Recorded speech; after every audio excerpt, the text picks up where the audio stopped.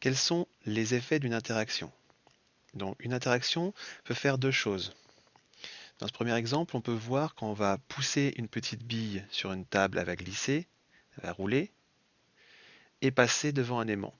L'aimant va interagir avec la bille, ça s'appelle l'aimantation dans la vie courante, et on voit qu'il y a un changement de trajectoire. Il y a une première partie, une trajectoire rectiligne, la bille irait tout droit s'il n'y avait pas l'aimant, et on voit qu'il y a une deuxième partie, une autre trajectoire rectiligne. Donc l'interaction de l'aimant avec la bille a changé la trajectoire.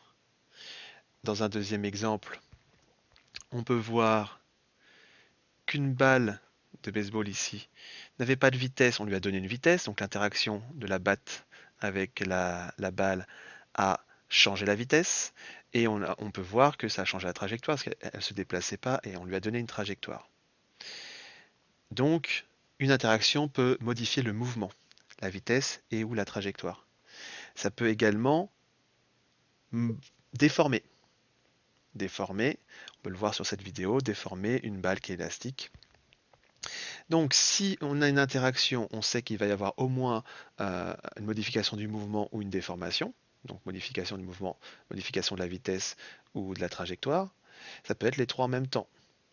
Maintenant, si on a une déformation ou une modification de la vitesse ou de la trajectoire, on sait qu'il y a une interaction. Ça peut aller dans les deux sens.